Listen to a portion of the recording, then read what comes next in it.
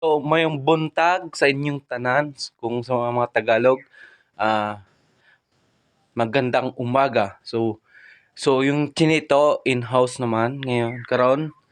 So nandito tayo sa ating munting bahay. So papatuloy pa rin natin yung project. So mag general cleaning tayo sa kapaligiran.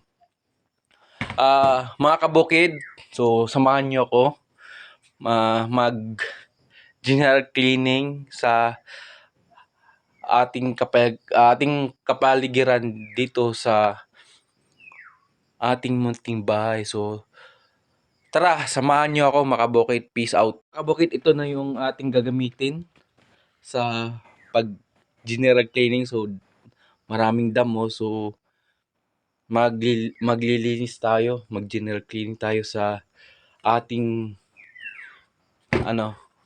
bakuran. So dami talagang damo mga kabukid. So dito mga kabukid, so thank you sa auntie ko kay binilhan ako ng gloves para protection sa aking kamay kasi namaga na. Okay, so ito mga kabukid, so ating gloves gagamitin. Then ito, itak. So tara mga kabukid, samahan niyo ako. Peace out. Mga kabukid, so pupunta tayo dun sa simulan natin sa paglilinis. So pinakababa, so pupunta tayo doon tayo mag-umpisa mga kabukid. So mas maganda maaga tayo mag-umpisa para malaki-laki yung malinisan natin ngayon mga kabukid.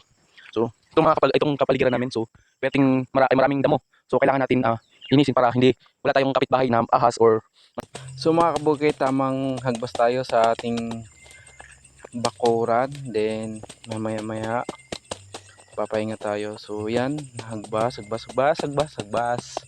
So yan, namumula tayo ng mga naputol ko ng mga damo. So yan, tamang pahinga. Then mamaya tayo, may masa mga kabukid. so pupunta tayo ng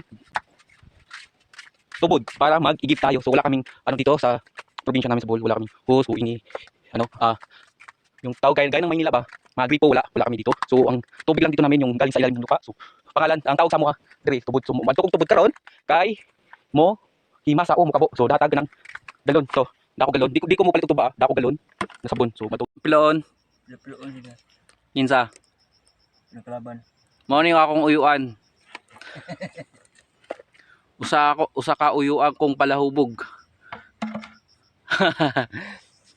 Mga anya natay nako hatag nimo niya. Ano pagbana Mamugha ko. Siguro man ano boss. Unsa ka mato? Unsa tag mo ang kahoy diara para sa baboy? Ikaw lumabot ng kota. Lama ka nakakaroon na ba? Kalipal-lipal. So mga kabukid, so dumating tayo sa Tabay, so para mag-igib ng tubig. So nagsawag ako ng tubig para inumin namin sa bahay. Then mga kabukid, naglinis ako ng paa, then tamang brush lang tayo.